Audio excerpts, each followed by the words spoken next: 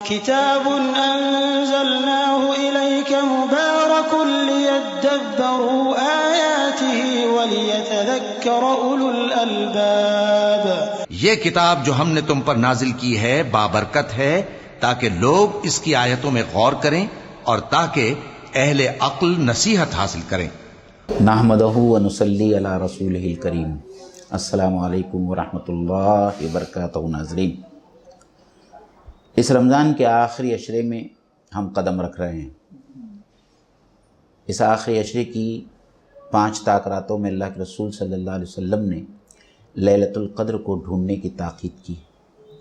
لیلۃ القدر کا جب ذکر آتا ہے تو خود بخود قرآن مجید کے نزول کی یاد تازہ ہو جاتی ہے. قرآن مجید آج ہماری زندگیوں سے بہت دور چلا گیا ہے. ہمارا قرآن مجید سے کوئی تعلق باقی نہیں رہا. اس کی شکایت ابوالکلام آزاد نے اس طریقے سے کی ہے کہ تمہاری غفلت ماتم انگیز ہے اور تمہاری گمراہی شدید ہے کہ تم لیلۃ القدر کو تو ڈھونڈتے ہو لیکن اس کو نہیں ڈھونڈتے جو لیلۃ القدر میں آیا اور جس کی آمد اور نزول سے اس شب کی فضیلت بڑھی. خدا کی قسم اگر تم اس کو پالو تو تمہاری ہر شب لیلۃ القدر بن جائے.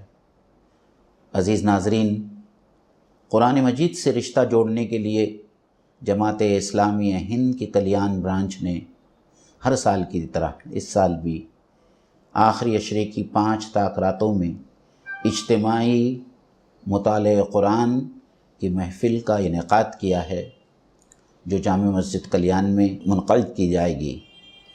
آپ تمام حضرات سے میں پرزور اپیل کرتا ہوں کہ ان طاق راتوں میں اجتماعی مطالعہ قرآن میں آپ لوگ ضرور شریک ہوں.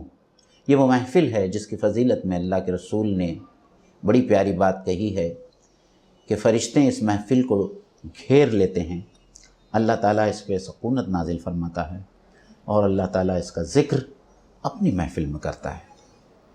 اس کے علاوہ اس اجتماعی قرآن مجید کے مطالعے کا ڈائریکٹ اور لائیو ٹیلی کاسٹ ہماری خواتین بہنوں کے لیے IKC کے ذریعے کیا جائے گا. جو بہنیں اس سے استفادہ اٹھانا چاہتی ہے YouTube کے اوپر اس کا لائیو ٹیلی کاسٹ دیکھ سکیں گی. میں ایک بار پھر آپ لوگوں سے اس پروگرام میں بڑی بھاری تعداد میں شریک ہونے کی اپیل کرتا ہوں. آخر دعوانا ان الحمدللہ رب العالمین. ويا الشهادتان كعيدة إيمان وصوم والصلاة وحج والزكاة. To make the testimony is the base of the faith, and the fast and the prayer, the pilgrimage and charity.